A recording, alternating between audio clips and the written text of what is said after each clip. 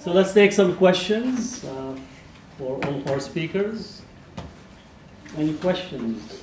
You definitely have many. Thank you all for your papers. I have a question for Richard. Arun Kanani argues that the fact that the prevent duty had to be turned into a statutory obligation in 2015 suggests that the communities that are needed to participate in the program weren't participating voluntarily, and so participation had to be imposed by law. And so I'm wondering, do you see cracks in the racial architecture of prevent, or is the divide and conquer strategy working as it's meant to be? That's a very good question.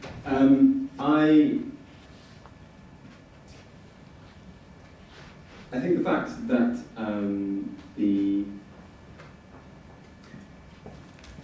there's a lot of discussion about how the prevent strategy has a very bad PR, and that's the line that you get from those who are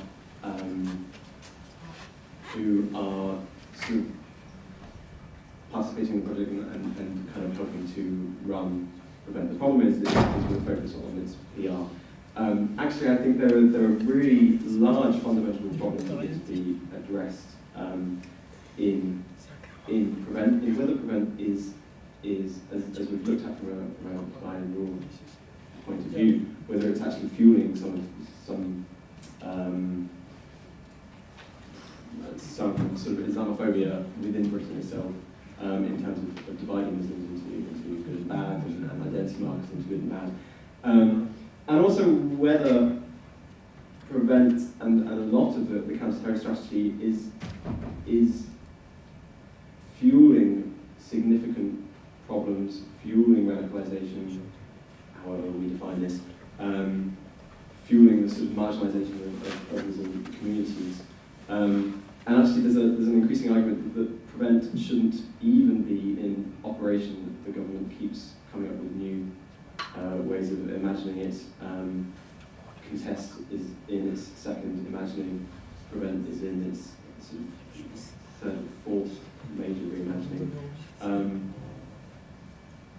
I think that whilst the counter-terror strategy is focused on prevent and focused on problematising Islamic identity and trying to prevent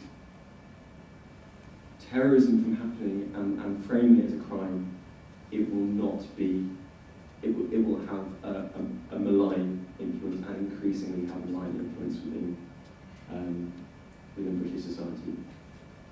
Does that answer your question? No. Look. I was asking more about the fact that these divide and conquer strategies are clearly not effective if teachers are refusing to participate in prevent, and if Muslim communities are refusing to participate in prevent. So what the possibilities are for resistance to this program based on the fact that there already appear to be cracks I see, yes. in the structure that it's trying to impose. I see, yes, that's really interesting.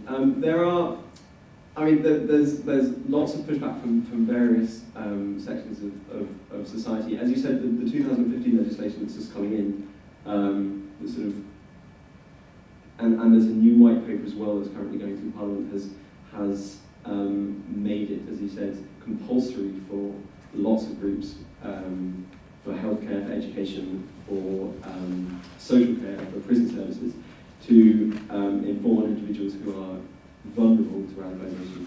There is pushback from within the educational establishment, in organisations such as Students Not Suspects, from various Islamic societies, and I've seen activism from lots of sort of Palestinian, friends of Palestine societies as well within universities. It's something that will continue to be contested and will go back and forth. This is a gap in the research that needs to be identified, and probably some sort of focus from a social movement theory is quite interesting in understanding how this is contested back and forth. But what's happening at the moment is the government is increasingly putting in legislation that makes individuals and makes institutions liable for not responding effectively. And whilst these increasing legal encroachments are going on, ultimately resistance will become more and more difficult. I don't know whether anyone else wants to come in. Actually, I work with these guys from the student assessment. Yeah, I was actually in London a few days ago to speak about the similarities between PREVENT and what we call here Stop Jihadism in France. The similarities is that both things, of course, problematize Muslim identity in the Western world, but it's also that they were thought of and they desired behind closed doors. Nobody was invited to the table to say, how can we best tackle these issues? And of course, the similarity is that nobody defined radicalization. It applies to the black and brown and Muslim, but not to far right and right wing extremists. You have, for example, the example here in France, various far right leaders who were caught with deadly weapons in their homes, and they were like let free. And the same thing in the UK is that radicalization became some kind of synonymous with a Muslim who says no or disagrees. And the danger is that, for example, if you read a report from the what we call the Secretary General for Defense and National Security, it's like part of our domestic intelligence, and they sent a report in 2013 saying that strategies based on repression alone are bound to fail. We need to be inclusive in our strategy and quote, take into consideration the financial crisis, economic crisis, identity crisis, and the loss of identity for minorities. Yet, and they are also pushed and said, we need to have politicians who take a public stance that repression alone doesn't work. So, in my humble opinion, our Western governments do work together on these matters. There is, for example, a joint initiative between the Germans and the French to crack down on encryption. So they would have, a say on what you say and cannot say on your private messaging systems. There is also an exchange of information between the French and the British government in terms of what they call intelligence, and that's why I believe the future is that when organizations start working together across the channel. Any other questions? Mm-hmm. My question is for Omar. Omar, did you give us an example of a young black respondent, but then you went on to lay out this framework of over 200 self-definitions of blackness. I wondered if on the one hand that creates a sense of exceptionalism of blackness, but then on the other sets it as a benchmark that needs to be surpassed by other minorities, and then beyond that kind of posits blackness as being apart from Muslim identity. Yeah, one of the biggest issues we've had, particularly in the United States, is the erasure of the disappearance and the lack of visibility in many of our Muslim leadership presence of black Muslims, though they make up close to a third, if not a third, of the Muslim population in the United States. So black and Muslim being mutually exclusive is not just a misconception that non-Muslims have, that Muslims seem to have a difficult time countering within themselves. Now, in America, you've got the urban and the suburban division. So it's, you've got these mega mosques that are being constructed in the suburbs of many cities, multi-million-dollar projects 5 minutes away from each other, and the inner city mosques being neglected. These mosques in the suburban areas will partake in twinning exercises with synagogues, but with the masjids, the mosques themselves, that predominantly tend to be African American, go completely neglected by those same mosques. So that problem is a bigger problem than what my study would cover. With that being said, I've worked with the Imam Warathdin community quite a bit. The son of Elijah Muhammad, who of course was a leader of a huge Sunni movement, which is almost entirely African American within the Muslim community. And one thing that I noticed, so I actually we're twinning our masjid, which is a suburban masjid, with a inner city masjid, which is predominantly African American, And one of the things that I've personally noted, and this could be anecdotal, but I don't think it is, that in most of the African American communities, with the exception of the strongholds of the WD community, such as Atlanta, it's a very aging community. There's a huge deficit, unfortunately, of young people. So a lot of people that joined, in the Malcolm days, that became Muslim and joined these movements early on. And of course, there were Sunni African American movements that predated the Nation of Islam, in fact, that many people don't talk about or know about. Dr. Hassan Bagri has some fascinating studies on it. But right now, you do have a serious deficit of young people within the Muslim African American community. Now, one of the main reasons is that being a black Muslim, you're not accepted by Muslims as being fully Muslim. And you're suddenly foreign to Americans, to the average American as well.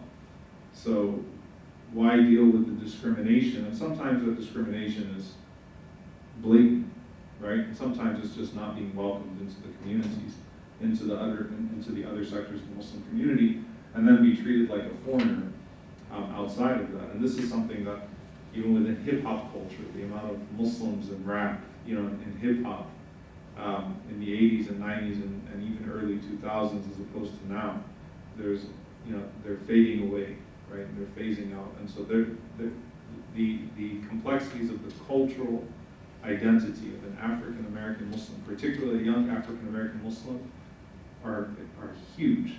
Now with my particular studies, I did find, interestingly enough, and that with young African American Muslims, their pride in Islam in many situations is similar to the pride that you find within black liberation theology and Christianity, right? So it is a pride in some situations that's beyond the theological elements, which is I think necessary in the climate that we're in right now.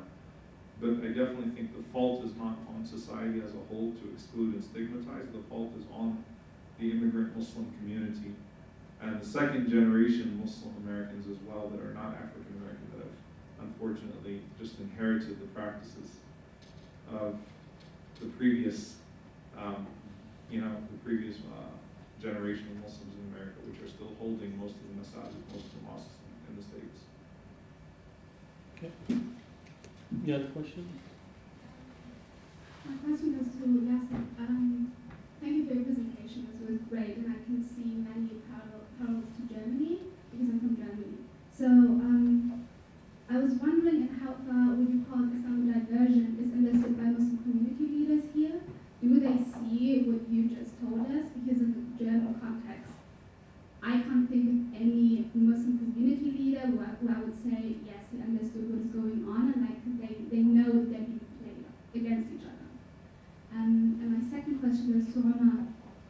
I was wondering, when we speak about internalized Islamophobia, I'm really concerned with community leaders that, like the recent open letter to Trump, President Trump, where Muslim community leaders are pandering to white supremacists and hoping to be protected. I think when we talk about internalized Islamophobia, I think we have to talk also about that.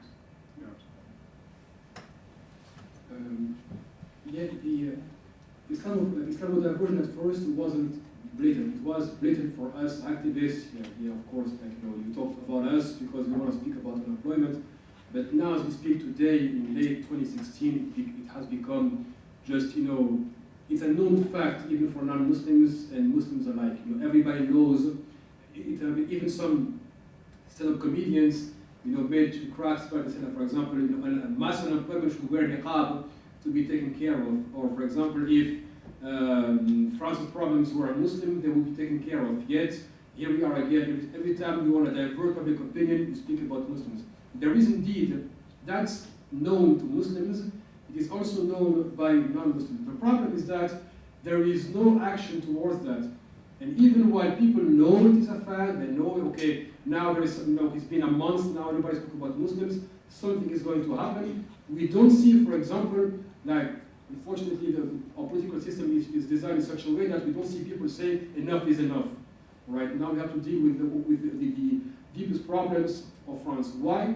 Because unfortunately it is still politically profitable. You can still do it and get away with it, even though it's an old-tired joke. You'll do it, and people will know you're doing it on purpose. And yet, look at, for example, the primaries. Like it became a circus. Like I became embarrassed to speak about the Ukraine because it was so big. Yet everybody jumped on the bandwagon. Even if somebody like Jean-Luc Mélenchon from the far left couldn't say, for example, let's this is too big, too easy. Let's do something else. The only person who avoided it was CCIF from the Green Party. I'm not cool with that. So it's only a question of when will public opinion actually rise against the continuous use of Islamophobia. What I believe is that it won't happen anytime soon because it still feels good to target Muslims, right? And the mechanism during our electoral process is that we don't have projects for you. We won't deal with mass unemployment, but be sure we will share our deepest fears with you. All right? You are scared of Muslims, so are we. But in the meantime, we won't share our privileges. We won't do our job as policymakers and deal with what you are most afraid of, rampant poverty. Okay, so I was actually hoping Yasser would take longer because I was sitting on that question for quite a bit and trying to contemplate on how to best answer it. Now, I want to preface this by saying that I don't personally represent the bulk of imams in the United States, not in my politics or my views on politics. With that, so I don't want to falsely represent myself, and I don't want to falsely represent the mainstream Muslim imams in the United States. I think there are healthy levels of debate as to how far we go with engagement with an administration like the one that's coming in. To be honest with you, there were healthy debates about how much we engaged with the Obama administration and what we thought was the inevitable incoming Hillary administration. Yasser alluded to in French politics that Islamophobia is no longer, is no longer exclusive to the right, but that there's a leftist Islamophobia as well. I think that trend, I could see that unfolding as well in the United States, in some fashion, not quite yet. Now, with that being said, in the discussion and the debate on engagement, there are various layers of what engagement actually means and who we actually engage with. I'll say this, that, I personally at times, though I am averse to a lot of the efforts of what I see as misguided engagement, I don't want to undermine those efforts publicly because I understand that there is some level of need for that. So I personally, and I'll say this, I was in the Black Lives Matter march on July 7th in Dallas where the shooting took place, and it was, I'll never, most of the imams that I know actually condemned my presence there, which kind of shows you how tone deaf, in my opinion, many of our religious leaders are. One person actually went to the extent of saying that I would have died a Kharij, I would have been from the Khawarij, if I would have died in that protest. And I was like, what world are you living in? But at the same time, I think respectability politics is typically the politics of immigrant communities. So for example, the African American leadership, the African American Muslim leadership will take vastly different positions on these issues than immigrant Muslim leadership will, for the most part, all right? Vastly different positions. However, the one that is going to be amplified most will be the immigrant Muslim narrative. I think that with social media, there is a disproportionate amount of weight that's given to the opinions of imams that are more active on social media, and that's good and that's bad. Because when they get it right, hopefully they're able to drown out some of the voices that hold our community down.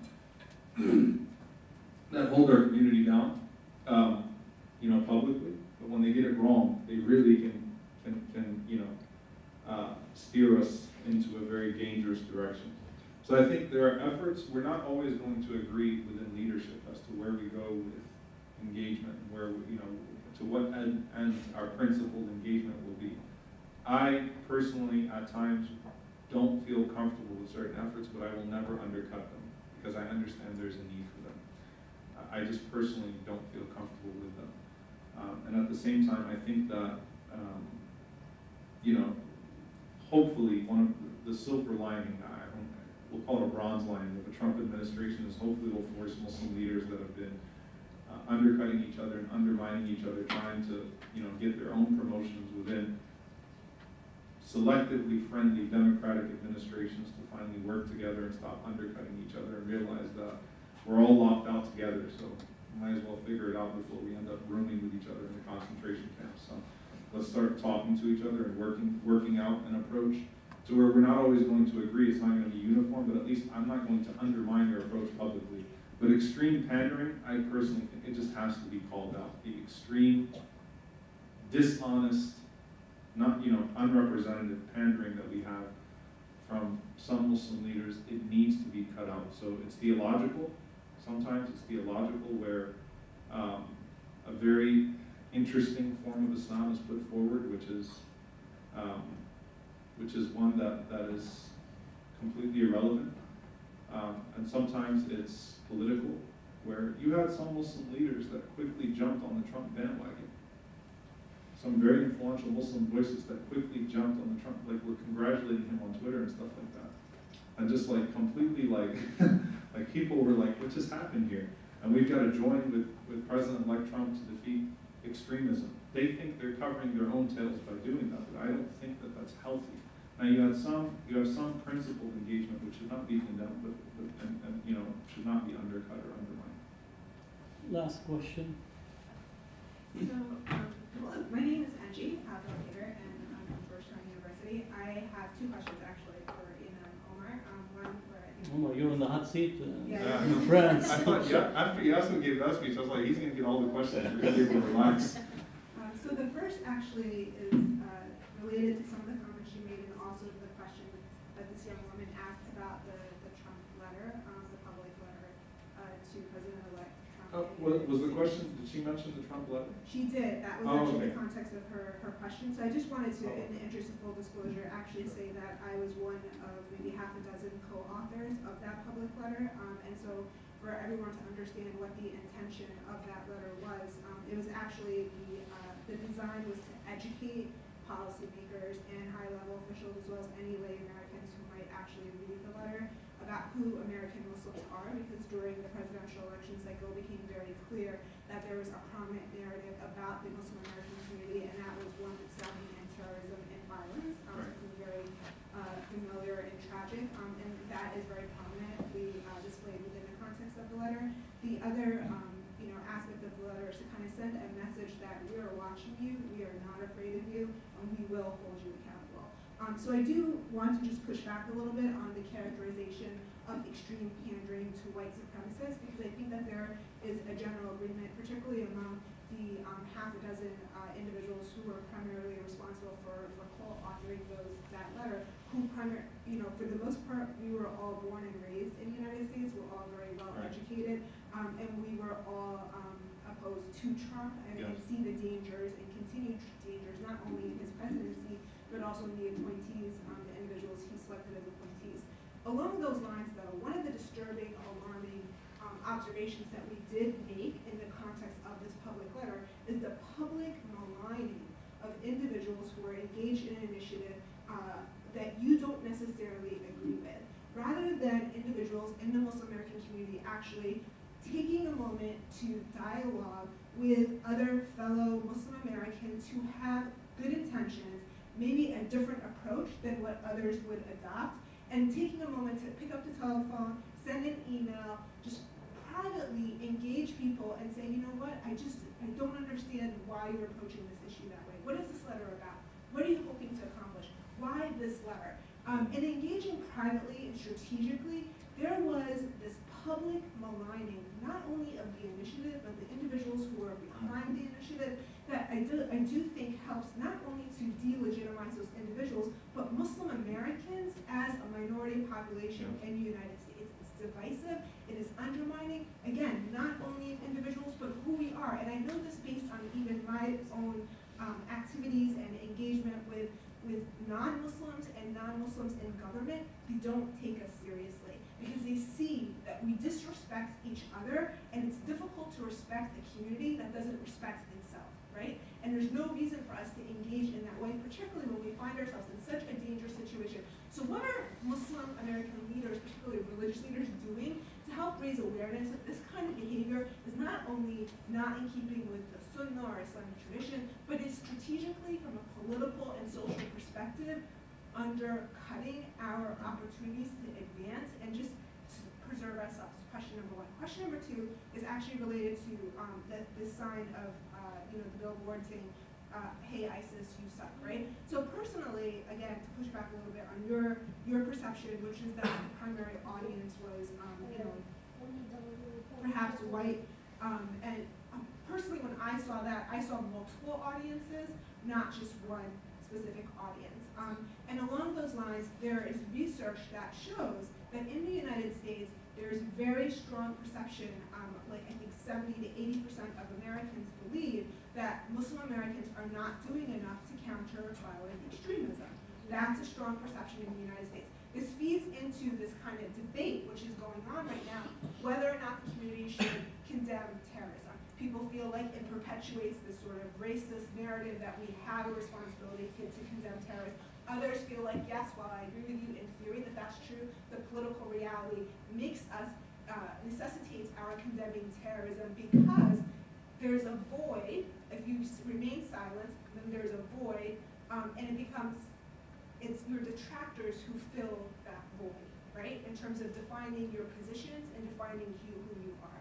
So I was wondering if you can speak to that issue, right? Which is, on the one hand, I understand the discomfort with the billboard. On the other hand, I think it serves multiple purposes, not just in terms of the American public, but even perhaps with respect to the youth. And this goes back to your, bigger theme of internalized Islamophobia, which there is research that shows that, Islamophobia can alienate youth and contribute to their feeling like they don't belong anywhere, and so they become seduced by the propaganda that they're exposed to on the internet. So kind of all, in a really weird way, interconnects in a way. So if you could just speak to that, what do we do about the perception that we're not doing enough, that the American Muslim community isn't doing enough? Yeah, thank you.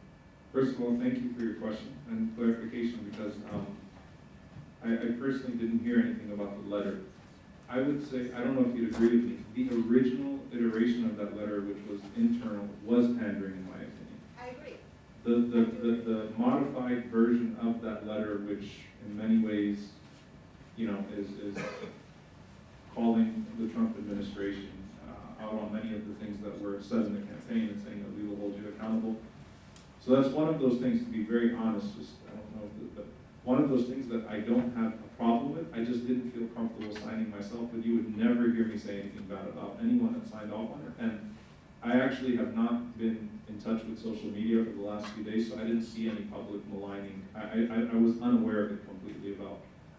Just knowing how Muslim social media is, I would assume that anytime something like that happens, you're going to have public maligning of people. So I personally didn't feel comfortable signing it, but at the same time, I didn't see a problem or maybe some of the language just personally didn't sit well with me, but I don't see it as pandering. I did see it as a much better version. And actually, a good example of how when people actually talk about things with each other before they put stuff out, they can be better. Because if that original letter that would have went out, I think there would have been a lot of pushback from within the Muslim community. I think it did go out on some forum, if I remember. It didn't.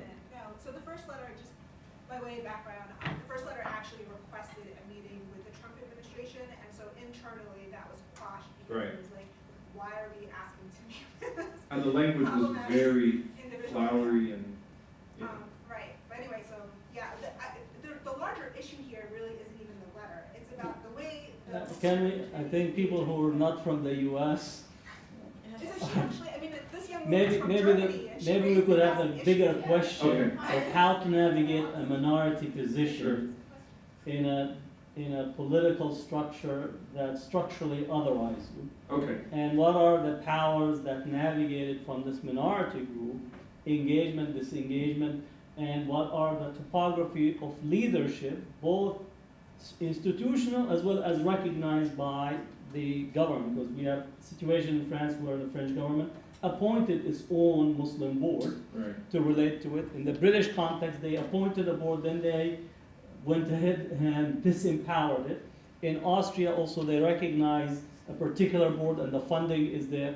So all these are different modes, deals with the situation of the Muslim minority. And I think if we put it in the broader question, then we could begin to deal with it. I'll give my 2 cents on that, but I think on the billboard as well, I'd like to hear from Nazia and actually yourself, Dr. Hatton, because you've been in these debates on engagement and not, you know, what that actually means. I think that as long as people take principled stances on issues as a whole, as long as they are comprehensive and being principled, then generally speaking, I think it's okay for us to condemn terrorism. It's okay for us to speak out against ISIS. It's okay for us to do the billboard thing, or whatever it may be. I just think that those same voices have to be as unambiguous about where they stand on foreign policy. So on Obama's, I mean, the fawning over Obama right now as he's leaving office, I'm sorry, it makes me very uncomfortable. I mean, there were serious issues with Obama. So when people refuse to speak about Obama's transgressions just because he's not Trump and just because he's an eloquent speaker, he's an eloquent murderer, right? There are many things that he did wrong. So I think it was important for us to speak out on Obama's transgressions as well. So if we're unambiguous about where we stand on those issues of foreign policy and on things that are detrimental to our community, I feel like it gives us more credibility with our own community even to speak about those things as well.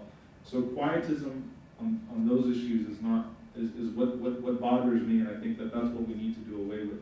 On the internal Muslim leadership and communication, and this is not a public defense of myself, you won't catch me ever being part of a public social media controversy. I refuse to get involved, just as I refuse to. I don't see them as productive. I think it's almost cowardly when we go after people publicly, when we can easily access them privately and at least give them advice before we criticize or critique publicly. So that's actually a major issue, and I think it needs to be dealt with. What are some religious leaders doing? To be honest with you, trying to work behind the scenes. There are a few of us that are trying to work behind the scenes, that when these things start to spark a little bit, try to get these 2 people on the phone, try to get them to talk, try to mediate. I've mediated, you know, probably 8, 9 conversations in just the last year of 2 people that were just starting to go at it on social media to try to get them to calm down and at least understand each other better before it spills out, because my concern is always the observers and the people that get caught up into this controversy and the people that start commenting and the people that continue to be alienated, as well as the non-Muslim perception of our circus, right? And just seeing this air our dirty laundry out in public. With that being said, some positions need to be critiqued publicly because they do undermine Muslim, you know, the Muslim, not just the Muslim leadership, they undermine just, you know, the Palestinian cause, for example. Like, I thought MLI needed to be critiqued publicly, but in a certain way, for example. So there are certain ways to critique, and sometimes legitimate criticism is bunched up with very, you know, with vitriol, and it's all sort of,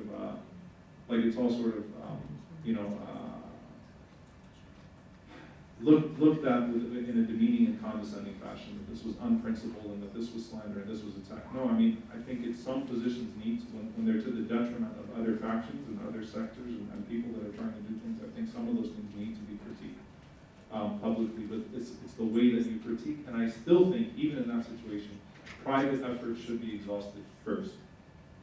And I think, you know, I hope that helps, but Dr. Hatton and Nazia as well, if you guys want to talk about that as well. You want to just give it quick on the billboard?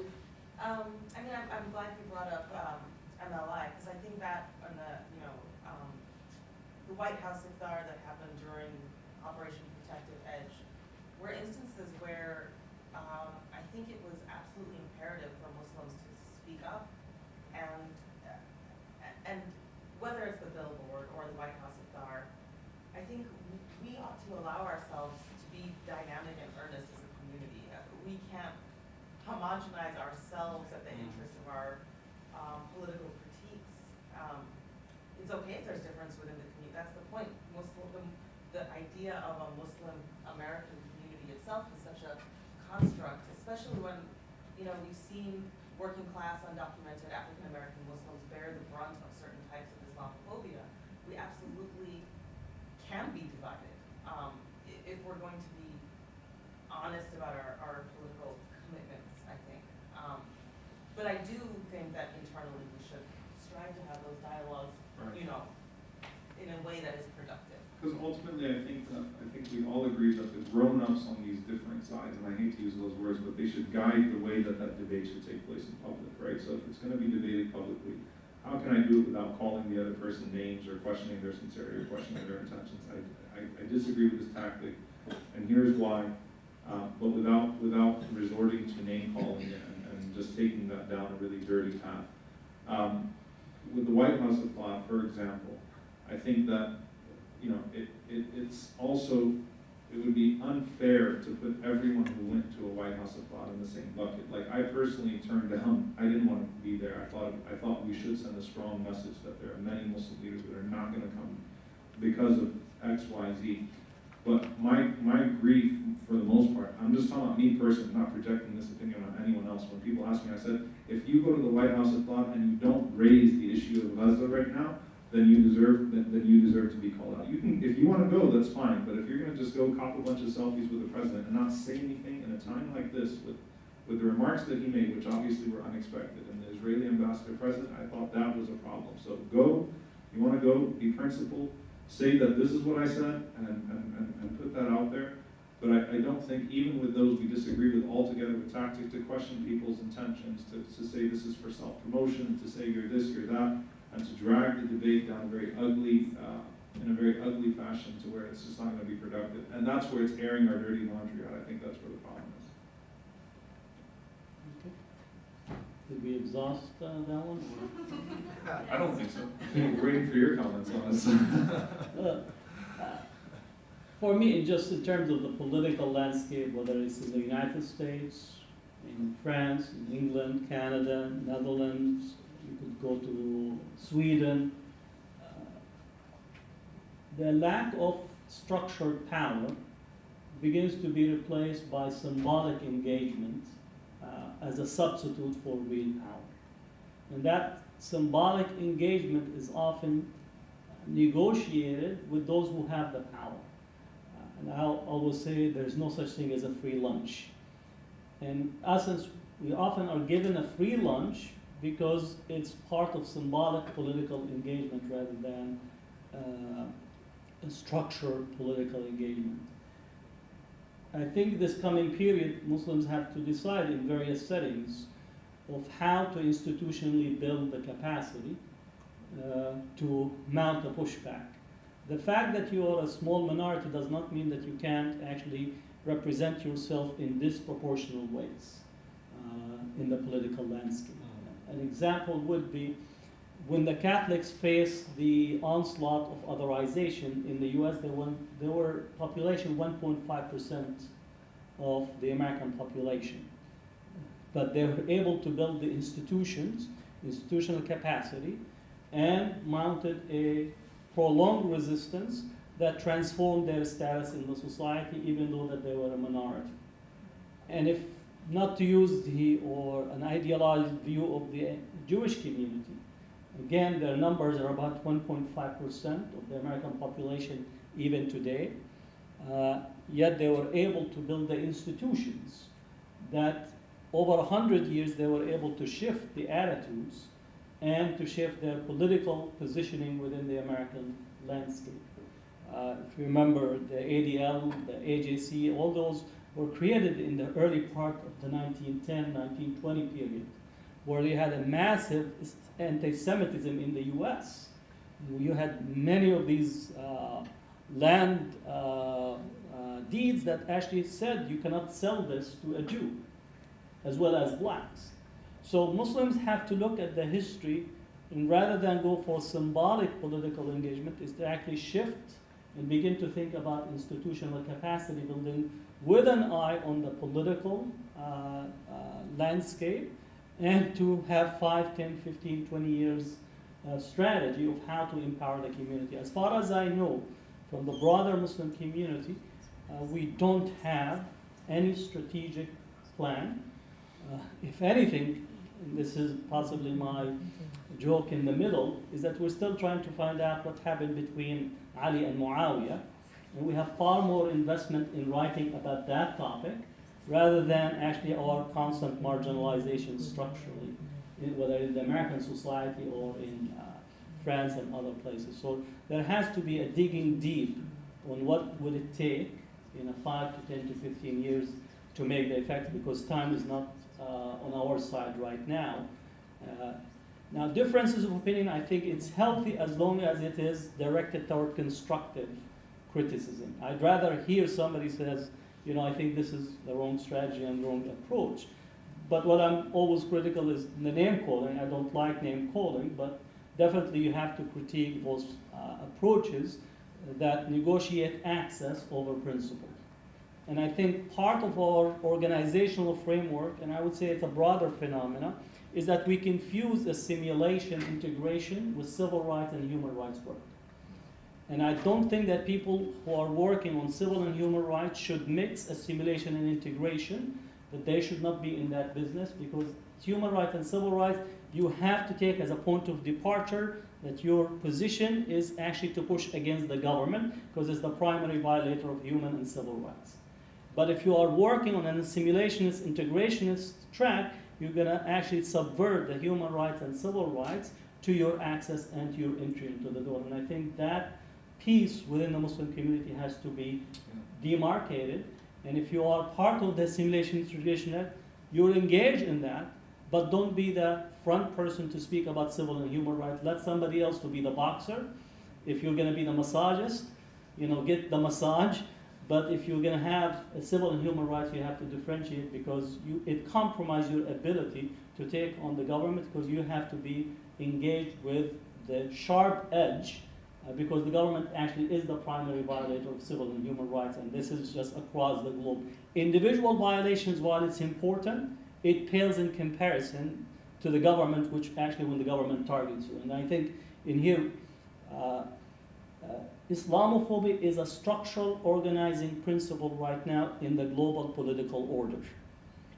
Right? It's a structural it informs the economy, it informs the social pattern, it informs media, it informs the arrangement of resources, and we have a whole infrastructure built around Islamophobia because the neoliberal state and the post-colonial state no longer have a solution to the issues that confront society. And I think we need to begin to, in looking at Islamophobia, it's to look at the collapse of the neoliberal state and the collapse of the post-colonial state that is causing disruptions, and the political elites in the North are predominantly engaged with their counterparts in the global South in Islamophobic discourse, because there is no solutions to the multiplicities of issues that are there. And I think that's how we need to frame the Islamophobic discourse, that it's a structural organizing principle. In the same way the anti-communist period organized society, organized alliances, organized everything within society around anti-communism. Now the same structural elements are lining up in relations to Islamophobia, and I think that's how we need to think about it. So I don't know if that would answer some of the questions. Dr. Hassan, do you mind if I add a quick lesson? No, absolutely. I don't want to hold that. I mean, everyone wants to sleep. I know that. Please not. But no, one thing I often ask myself about the turning on each other. I think the greatest challenge with the incoming Trump administration is that certain organizations are going to be targeted very quickly, and will Muslims turn on each other, because that tends to happen in many different societies where some organizations will ditch the others. And the role of social media, because in the Bush days, when HLF happened, I'm curious, because if social media was around when HLF was happening, I wonder what the uproar would have been on social media. The Holy Land Foundation, for those of you that don't know, famous trial in the United States where people were targeted, on very shoddy evidence with an association to Hamas. So the point is, I just wonder how that's all going to play out in the public space. And I think it's going to be essential that we don't throw any organization or leader under the bus when that witch hunt inevitably starts come January. So you want to? Yeah, just very quick. I think I agree with most what's being said, but for me as a Muslim circle of living in the United States, working within the law, the context of social justice, civil rights, and human rights, I completely reject the idea that there is a leadership community to speak on behalf of American Muslims. There is none whatsoever, and the position they take, I'm like you, Imam. I don't take any part in any social media. I don't want to undermine anyone, or use any type of derogatory term for anybody who want to engage with whatever.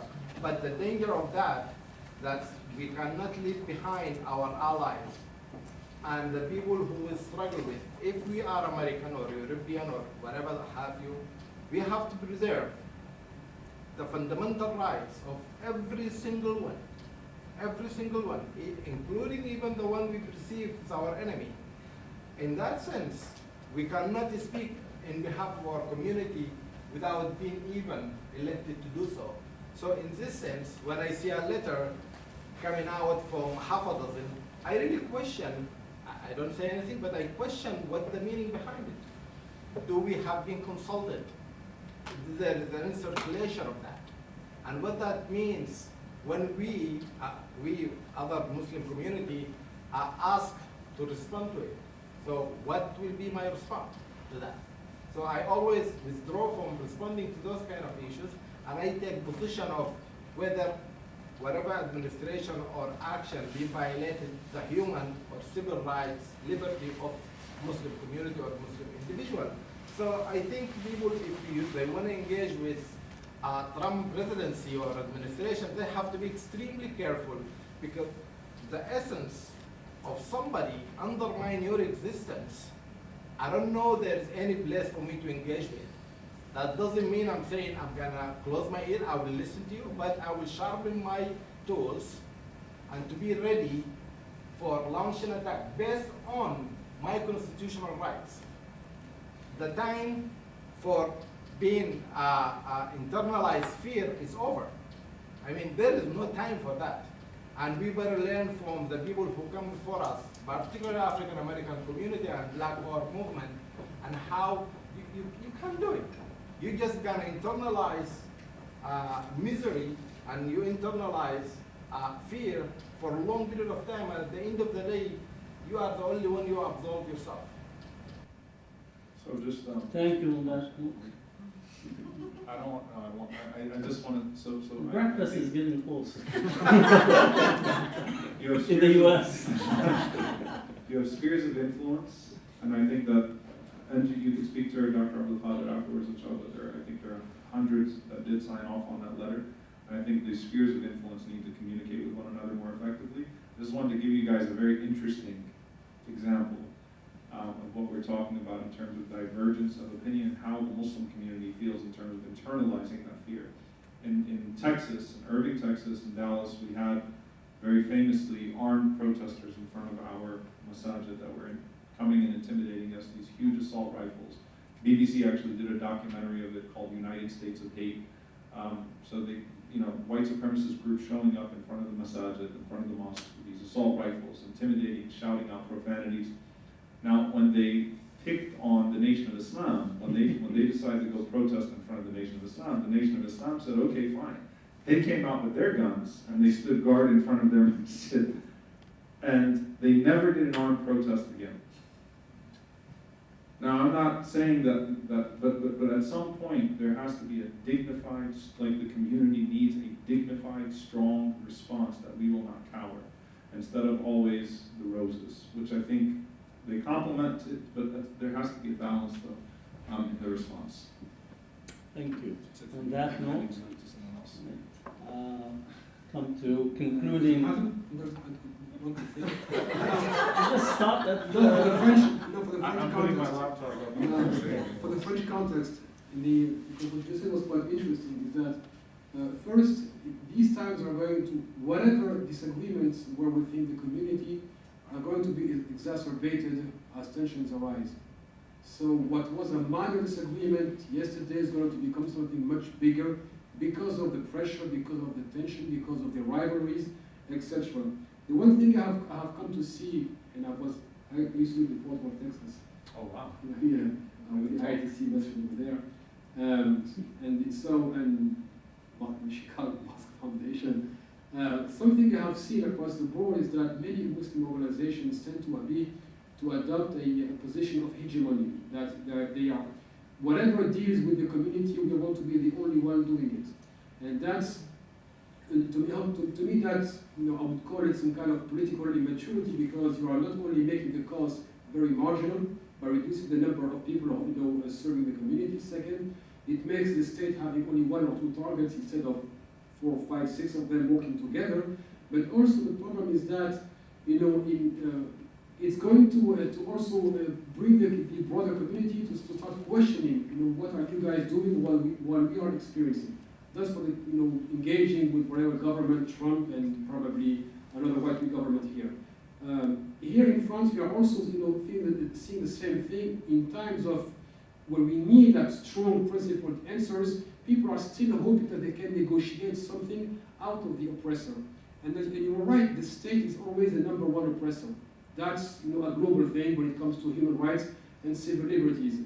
Yet, and I think because some still have an individual ambition, are still capable of being either nominated by the state to represent Muslims because they know he can be purchased, and I've seen people turning their jackets because they got public housing. They were here shouting about human rights, and then the mayor comes and tells them, I'll give you an apartment in the city, etc., in public buildings. That's it, he gets up on everything. But it's also on the broader Muslim community to also act as some kind of checks and balance by questioning their leaders, holding them accountable and asking questions.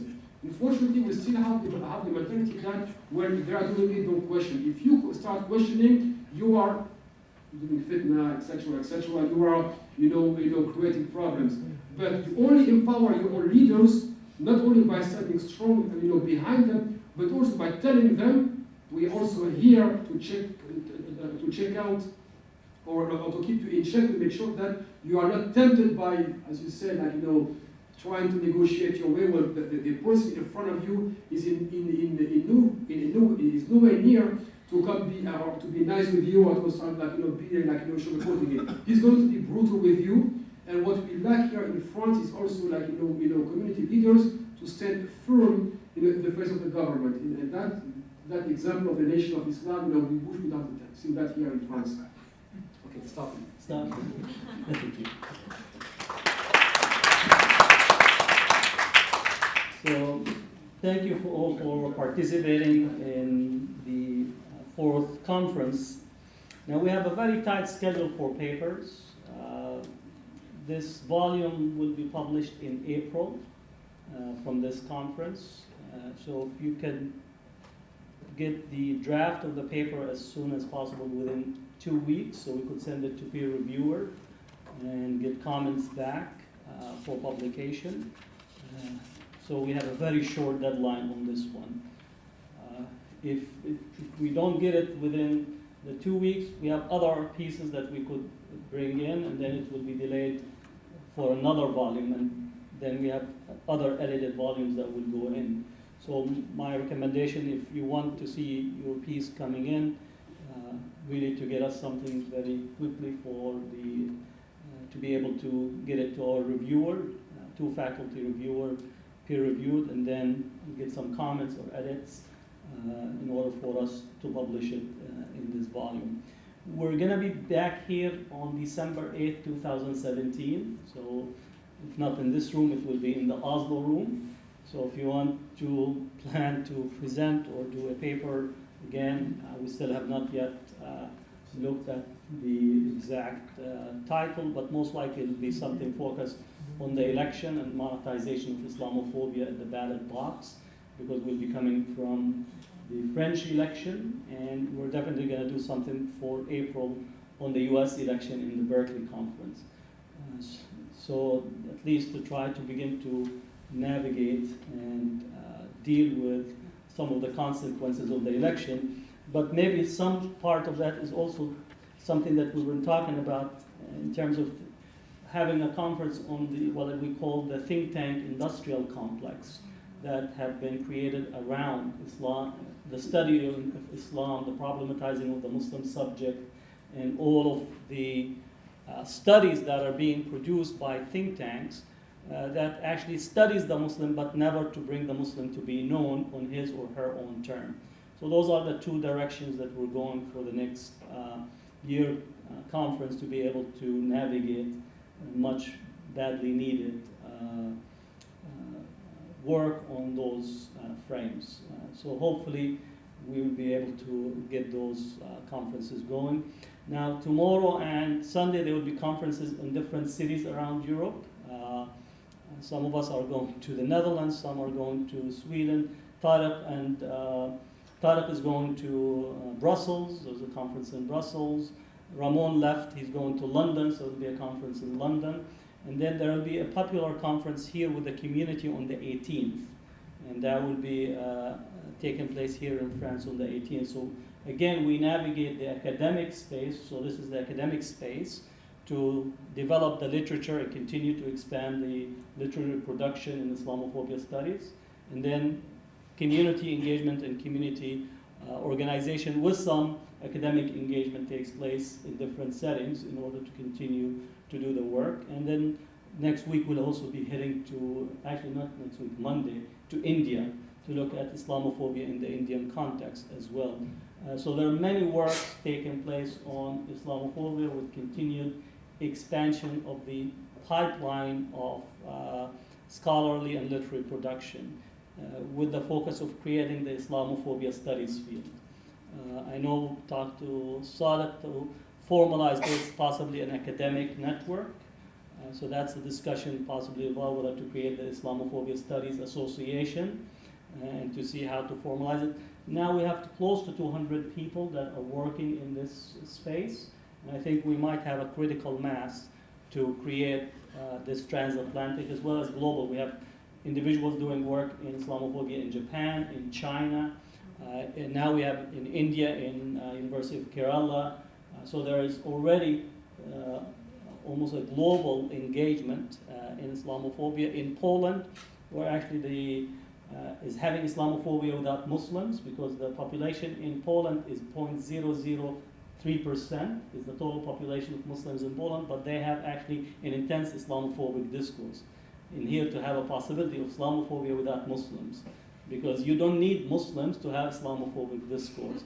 And again, Poland is a clear example of such a case as well. So this is part of the broader work, and look forward to seeing many of you possibly in the Berkeley conference as well as other conferences. Thank you for coming and participating in this, and we conclude another conference.